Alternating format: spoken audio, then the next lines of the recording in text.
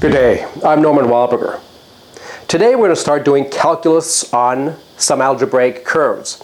In fact, the simplest algebraic curve, the unit circle, and a very closely related one, the imaginary unit circle that I briefly introduced last time. So in our last video we realized that something like the unit circle, simple though it might be, actually has a number of different possible interpretations. We talked about the standard interpretation, which we called interpretation A. So here's the unit circle, which for us is a polynumber involving alpha and beta. And the interpretation A involves taking the equation, that polynumber, equal to 0, and looking for solutions. So we're looking for all pairs x and y in the plane that satisfy x squared plus y squared equals 1. That's our standard picture of the unit circle. But we also introduced what we called interpretation B, which was when we took this same polynumber and we introduced a third variable. So having x and y, say for alpha and beta, and then a new variable z, and we set z equal to minus 1 plus x squared plus y squared with the idea of plotting or graphing a surface. In other words, for every point, say rs in the plane, or xy in the plane, we go up an amount, z, that's determined by this bipolar number. And the surface that we get is an elliptic paraboloid. So it's a parabola with cross-section. It's like a parabola rotated, and its cross-section this way is a circle. And if we look at its restriction to the z equals 0 plane, or the xy plane, right there, then we're recovering the circle there, except that it's sort of lying horizontally in our picture now. So today what we want to do is we want to do calculus on this unit circle. And for us that'll be something reasonably simple. We basically want to calculate tangent lines to the circle. So given a point rs on the circle, we're interested in finding out what is exactly the tangent line. And we're trying to do this in a way that works not just for the unit circle, where in fact it's actually rather easy to do, but in a way that the technology extends to more general algebraic curves, of course. So that's the idea. How do you find a tangent line to a point on the curve? Well, we're going to be looking at it from the interpretation B point of view, not from the interpretation A point of view. And there the problem is a little bit different, because we're in one more dimension. We're in 3 dimensions. We're going to see that the correct idea is to think about a point on the circle as being a point on the paraboloid, and talking about a tangent plane. A plane in 3-dimensional space which best approximates the paraboloid near the particular point. And then we're going to see that if we take that plane and see where it meets the xy plane, then we will recover the tangent line of this one here. So we're going to be doing a little bit of 3-dimensional drawing here. So it might be a little bit unfamiliar to you. And to make it a little bit easier, I'm going to try to explain this picture here with something of a model. This is not a very good model, but it's, say to all purposes here, approximately an elliptic paraboloid. So we should think of this as being a paraboloid. There's a bottom part of the cup that's missing, and you can forget about this top part, but it's kind of going up like this and has roughly a circular cross-section. Now you can imagine that what we've done here is we've sliced this thing and sliced the bottom part of it off and just exposed that unit circle that's actually lying in the xy plane. So what we would like to do, if I tilt it here so you can see, is we would like to calculate a tangent to this circle at some point on it. Of course, it depends where the point is. There's all these tangents, and all the tangents lie in the plane of the circle. Now our strategy is going to be to think of this thing 3-dimensionally. So we're going to think about this point, though it lies on the circle, it also lies on the surface itself. And the surface has a tangent plane at that point. Let me move it over like this so perhaps you can see. Okay, that's a tangent plane. The thing actually has a tangent plane at every point. At every point, there's a plane that meets the surface at that one point and is roughly a linear approximation to the surface at that point. So if we're given a point here on this unit circle down here, we look at the tangent plane, and now if I put it right side up, so the tangent plane might be like this. Then if I intersect that tangent plane with the plane z equals 0, the xy plane, so we have the meet of the xy plane and the tangent plane, then that will be giving us the tangent line. So that's the idea geometrically of what we're going to try to do. And now let's do it, but purely algebraically at first. And our strategy is to do exactly what we did when we were studying calculus on a Pauli number. So in fact, we're going to just mimic the procedure that we've discussed quite a bit now in the last few videos, except we're going up one dimension. All right, so let's do calculus on a bi-Pauli number now instead of a Pauli number. Or in terms of polynomials, we're doing calculus on a polynomial of two variables rather than a polynomial of one variable. The ideas are essentially the same. Okay, so we're working with this particular polynomial coming from the unit circle, minus 1 plus alpha squared plus beta squared. And we're calling it P. Okay, so the general definition here is that the Taylor polynumber of P is T of P, which is P of alpha plus gamma, beta plus delta. So we're starting with two variables, alpha and beta, and now we're introducing two more, gamma and delta. And the gamma kind of goes with the alpha, and the delta goes with the beta. So this is actually a quad Pauli number. Properly speaking, this is in the context of a Pauli number involving four variables, alpha, beta, gamma, and delta. So strictly speaking, we actually need to create a theory of Pauli numbers with four kind of variables. And we're not going to do that right now, but I'll talk a little bit later about how that goes in some other video. So for now, we're just working algebraically. And we expand this thing out, in this case here. Just replace alpha and beta with alpha plus gamma and beta plus delta. When you expand that out, we then can expand it in powers of gamma and delta. 0 degree, first degree, second degree. And then the coefficients of the various powers of gamma and delta are by definition the subderivatives of P.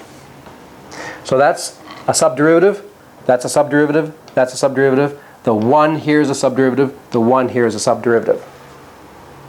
There's a subderivative for every power of gamma and delta together. And our notation, dij, here reflects the fact that there's sort of two indices. The I is the exponent of gamma, the j is the exponent of delta. So this thing here would be d10, while this would be d01. This would be d00 because it's the coefficient of gamma to the 0, delta to the 0.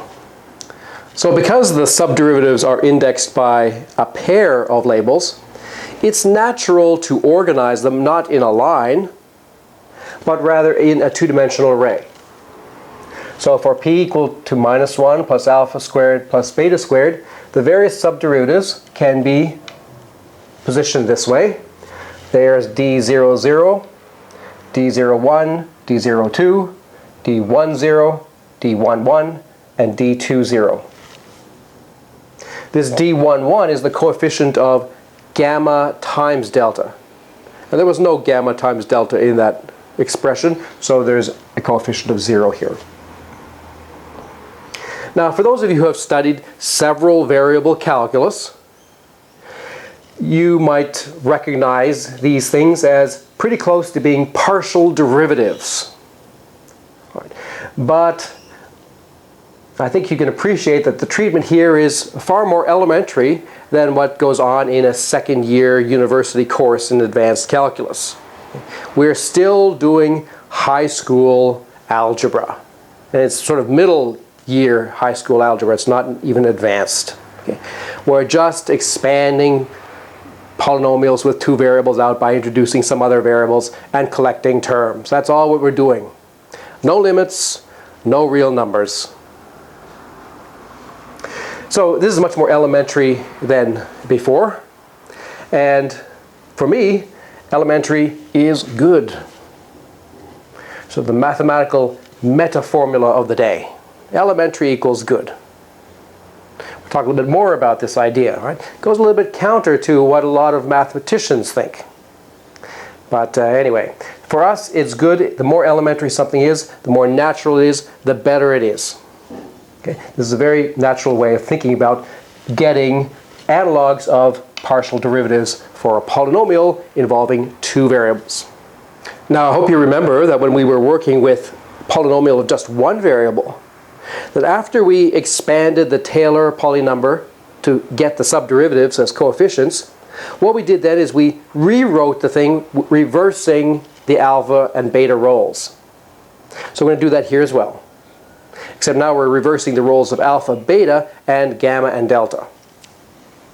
So in other words, we're going to expand P of alpha plus gamma, beta plus delta out, but now as something in terms of powers of alpha and beta.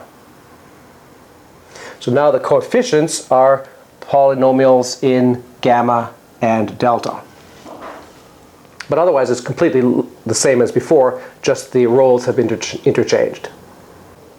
And now what we do is we replace the polynumber gamma with a particular number r, and the polynumber delta with a particular number s.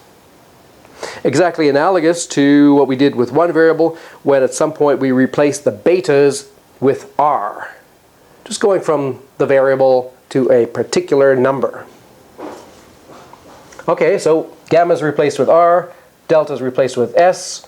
Otherwise, we're just copying this thing down, but now it's P of alpha plus r, beta plus s. That's an expression for it. And now what we're going to do is we're going to translate this. We're going to translate it both in this variable and in this variable by replacing alpha with alpha minus r and beta with beta minus s. That turns this alpha plus r into just an alpha, and this beta plus s into just a beta. And now this alpha is replaced with alpha minus r, this beta with beta minus s, this alpha with alpha minus r, this beta with beta minus s. And now here's an expression for the polynumber alpha beta. That's the original polynumber that we started with. And here we have it written or rewritten in terms of powers of alpha minus r and beta minus s instead of powers of alpha and beta up here. This is called the Taylor expansion of the bipolynomber P at the point Rs. So there's a different such expansion for every point Rs in the plane. It's exactly analogous to what we've done in the one variable case. We're just following our noses. All right, so now we can introduce tangents. Tangents to this bipolynumber, or this polynomial of two variables.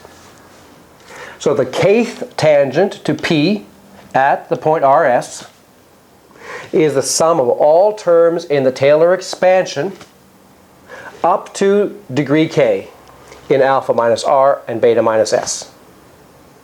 And when I say up to degree k, I mean up to and including degree k. And our name for it, the notation is this here. T for Taylor, or for tangent. P is the polynumber we're starting with. K is the kth tangent. And Rs is the point at which we're expanding everything. So in our example, P is the polynumber minus 1 plus alpha squared plus beta squared. And here I've rewritten the Taylor expansion at the point R that we just got on the previous slide. So to find the 0th tangent, we look at this and say, all right, everything of degree 0 in alpha minus r and beta minus s. That means we just have to truncate, get rid of all those terms involving powers of alpha minus r and beta minus s. And we're just left with this value here. It's just a number. In fact, that's the value of P at R and S. If you plug in alpha equals R and beta equals S, these terms all disappear and you get this value here. So that's actually the value of the surface Z equals P of xy above the point RS. That's how high up we are in this three-dimensional picture if you're thinking geometrically. All right, now the first tangent, which by the way is called a tangent plane now rather than the tangent line. And we'll see it's because it actually is a plane. Okay, to get that, we are looking in here and we're throwing away all the terms of degree 2 or more. So we're just retaining the linear stuff. So it's all of this right here up to there. Repeated that there. There's no reason why we can't expand this out. The minus 2r squared there simplifies that r squared to minus r squared. And there's a minus 2s squared there that makes that s squared into a minus s squared. So note this is a little bit different from this expression because these are now also negated.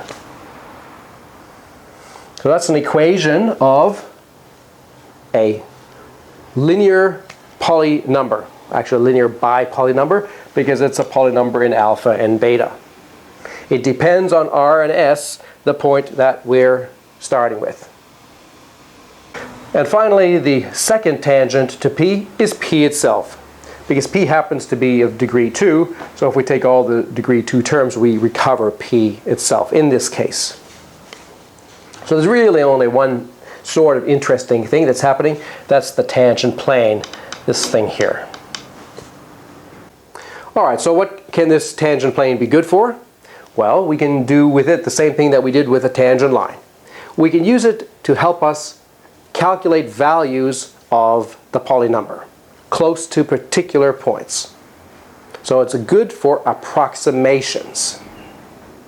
So let's illustrate this idea of using the tangent plane to help us approximate the values of our polynumber P near a particular point. Let's choose the point 3, 5.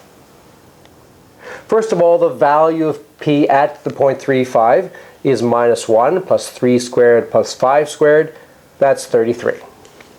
I remind you there's the polynumber that we're considering.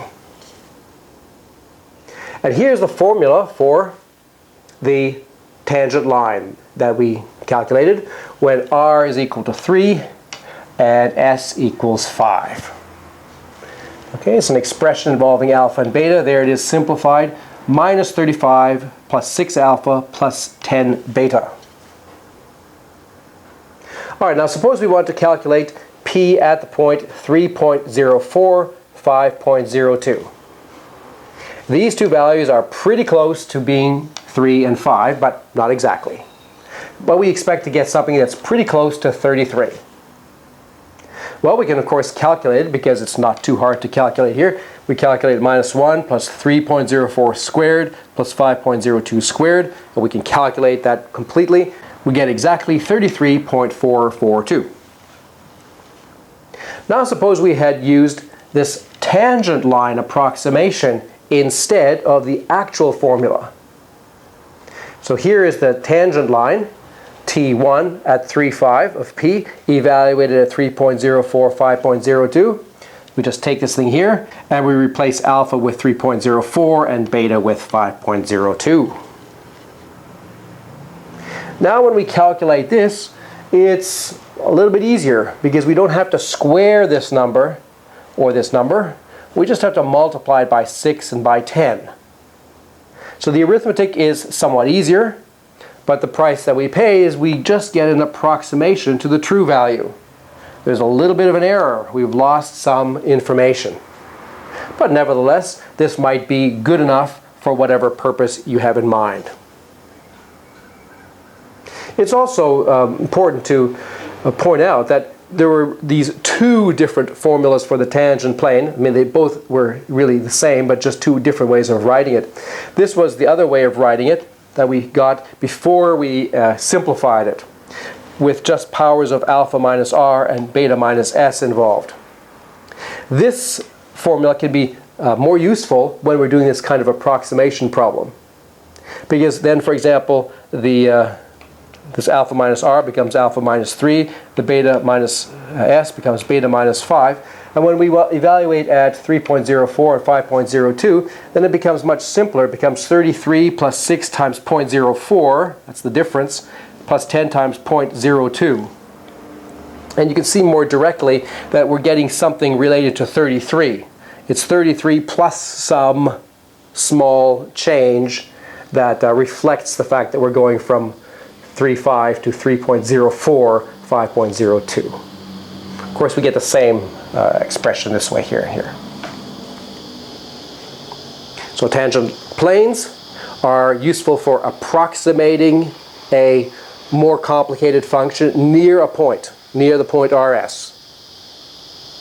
Just the way when we were working with one variable, the tangent line allowed us to approximate a polynomial near a point R. Now remember, the whole point was to try to understand the tangents of the unit circle at a point on the unit circle. So there's a very important special case of all this when the point R5 that we're considering actually lies on the circle. X squared plus y squared equals 1. So here's our formula for the tangent plane yet again. And now we'll suppose that RS actually lies on the unit circle, by which we mean that r squared plus s squared actually equals 1. Then this equation simplifies a little bit because the r squared plus s squared is replaced with 1, and we get minus 2 here. We can factor the 2 out, and we get minus 1 plus r alpha plus s beta. Okay, so this is the tangent plane. Okay, the tangent plane to the surface when r and s actually are sitting on the unit circle. It's a plane, and its graph is formed by points of the form x, y, this expression. In other words, we're really looking at the plane z equals 2 times minus 1 plus rx plus sy. R and s, the coordinates of this point on the circle. While this is a plane in three-dimensional space, what's of interest to us is that we're thinking about what does this plane look like if we intersect it with the xy plane in which the circle is sitting. So this meets the xy plane, in other words when z equals 0, at the line 0 equals 2 times minus 1 plus rx plus sy. And once we are setting it equal to 0, we might as well get rid of that 2, and then it just becomes rx plus sy equals 1. So now this is just an equation of a line in the ordinary plane, in the xy plane. It's the equation of the tangent line to the unit circle at the point rs lying on the unit circle. So we have found our tangent line to the standard interpretation A picture of the unit circle at the point RS. There's the equation of the tangent line. Alright, so here's a three-dimensional picture of what we've been talking about. Now, for a little bit more background in the three-dimensional setup, the Cartesian coordinates that we're using, have a look at Wildin Alg 9 and 10. Alright, so we have our x direction, our y direction, our z direction like this, our elliptic paraboloid with the equation z equals x squared plus y squared minus 1 there. And its cross section in the z equals 0 plane in this xy plane is this circle here. That's what we usually would call the unit circle in interpretation A. And what do we have illustrated here? Well, here's the equation of the tangent plane at the point RS. It's z equals 2rx plus 2sy minus 1 plus r squared plus s squared. I've just sort of rewritten it. Okay, so that's the equation of a tangent plane. It really is a plane because it's a linear expression in x, y, and z in this three-dimensional space. So, for example, if we're looking at the point 1, 2, if r is equal to 1 and s is equal to 2, then going up, the z coordinate would be 1 squared plus 2 squared minus 1, so that's 4 altogether. So we're talking about the point 1, 2, 4. That's actually a point right on the paraboloid, directly above this point 1, 2 in the plane. And we'd like to know what is the tangent plane to the paraboloid at that point right there. Well, we just take this thing here and we replace r with 1 and s with 2, and we get this equation. Z equals 2x plus 4y minus 6. That's an equation of a plane that touches the paraboloid right at that point there. So we can check that it goes through this point, because if x is 1 and y is 2, then we get 2 plus 8 minus 6. That's 10 minus 6, that is indeed 4. Now, that plane in three-dimensional space, we might be interested in what does it cut the xy plane at. To find that out, we would just set z equal to 0. That's illustrated by this line here. So the plane meets the xy plane in this line here. That's lying in the xy plane. And that's obtained by setting z equal to 0, getting 2x plus 4y equals 6, or x plus 2y equals 3. That's the ordinary equation of the plane here, which is the meet of the tangent plane at this point with the z equals 0 plane. Now let's look at another case where the point RS is not outside the circle, but actually lies right on the circle. So here's a point, 4/5 minus 3/5, which actually does lie right on the circle. If you plug this into this value here, well, you'll of course get z equals 0. So that's the point right on the paraboloid that's also on our usual unit circle. Well, we can still calculate the tangent plane according to this formula. It's z equals 8/5 x minus 6/5 y minus 2. And then to see how that tangent plane meets the z equals 0 plane, we set this equal to 0 and rewrite it as 4/5 x minus 3/5 y equals 1.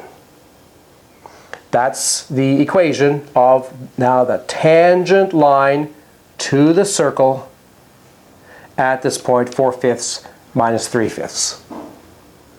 So we get the tangent line by first calculating the tangent plane of the paraboloid and then seeing where it meets the z equals 0 plane.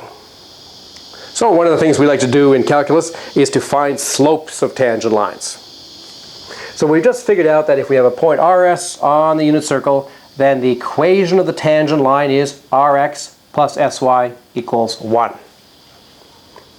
By the way, this formula should remind you a little bit of the interpretation C of the unit circle that I showed you last time. That's just an aside to think about. Okay, so there's the tangent line. What is its slope? Well, let's have a look at this equation. Let's rewrite it to make it a little bit more connecting with the formula for a line that we talked about.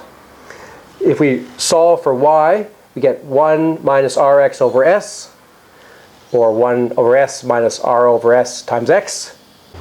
This is the polynumber 1 over S minus R over S times alpha. And provided that S is not 0, we can read off that the slope is minus R over S, the coefficient of alpha, and in fact the y-intercept is 1 over S. And not too hard to show that the x-intercept, if you set it equal to 0 and solve for alpha, the x-intercept is 1 over r. So this tangent line meets the y-axis at the point 1 over z, meets the x-axis at the point 1 over r, and its slope is minus r over s. So we've just calculated the slope of the tangent to the unit circle. Let's have a look at how a modern calculus student taking a calculus course at college level would approach this same problem. Alright, so very briefly, for those of you who have studied calculus before, let me just roughly go over the usual derivation to be able to let you see some comparison here. If you haven't studied calculus before, don't worry. This, most of what I'm saying here doesn't really make logical sense anyway if you look at it closely, as I'm going to show later on. So the usual approach to analyzing calculus on such a thing is to take the equation x squared plus y squared equals 1 and try to get it as a function. Try to rewrite it so that it's y equals a function of x. Okay, in this case we can do that more or less without too much problem if you're willing to believe that you can take square roots of things. A big belief, by the way. Okay, so we can write y equals plus or minus square root of 1 minus x squared.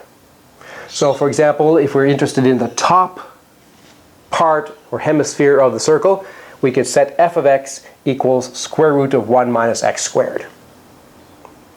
Already one should be unhappy. Okay, we're going from something that's beautifully algebraic to this rather painful square root function, which one can never or almost never evaluate properly. We've cut the circle rather unnaturally in half. We've forced this functional approach onto things which is really not intrinsically inherent in the algebraic curve aspect. Okay, but anyway, let's carry on. So now we take a derivative of this thing. So there's a rule for taking a derivative. We don't need to be worried. So you get something that looks like this, and you end up with some expression like this. And then you evaluate this derivative at the point that we're interested in, the one where the x coordinate is r. You get minus r over square root 1 minus r squared. And you recognize that the square root of 1 minus r squared, well, that's just the y coordinate of this thing, which is the point s that we're talking about there. So we can write it as minus r over s. And so that's what the slope of the tangent is at the point rs on the curve. Of course, using elementary geometry, a good student could also obtain this much more directly by just observing that this tangent line has to be perpendicular to the radius, and this radius here is going to have slope s over r. So if its slope is s over r, then the slope of the perpendicular will be minus r over s. But the point is, this is a sort of a general technique that works for somewhat more general curves. But it's still actually very, very limited because, in fact, if you have a general algebraic curve, most of the time you have no hope of solving for y as a function of x. It's completely impossible. So it's actually a rather narrow kind of approach to things. The approach that we're taking here, much more geometrical, much more natural, is actually more powerful. Much more powerful than this. Okay, so now I'm going to give you a chance to practice thinking about these things and making some computations for yourself. We're going to look at the second most important circle here now, which we might call the imaginary unit circle. It's what we called D before. There's the projective Pauli number associated with it. It's 1 plus alpha squared plus beta squared. Graphically, it's just like the previous one, the unit circle, except that this elliptic paraboloid is shifted up by 2. So it's up above the xy plane rather than below it, so it actually doesn't meet the xy plane. So there's actually nothing to graph in the xy plane. And so the corresponding circle, 0 equals 1 plus x squared plus y squared, would be considered an empty circle in most treatments, until you get to the complex numbers, which we'll talk about later. But over the rational numbers, this would be considered a sort of an empty object. But in fact, it's far from empty. It's far from empty, this circle. So what I want you to do now is a sort of series of exercises to start with this Pauli number, 1 plus alpha squared plus beta squared.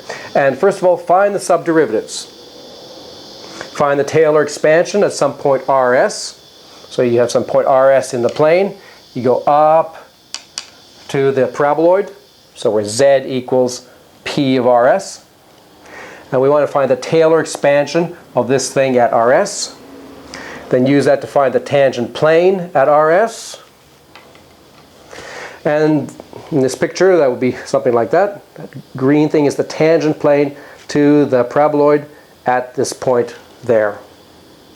So this tangent plane comes down and meets the xy plane in a certain line. And so you can calculate what that line is as well. All right, so a good series of exercises, very parallel to what we've done today, just to give you a practice in visualizing and trying to work with these bi-Pauli numbers instead of just Pauli numbers. All right, so the power of this approach becomes clearer when we try our hand at some more complicated curves. the unit circle is a little bit too easy, isn't it? Next time we're going to have a look at a cubic equation. In fact, a very historically interesting and important cubic curve, the folium of Descartes. And we're going to do calculus on the folium. I hope you'll join me for that. I'm Norman Wahlberger. Thanks for listening.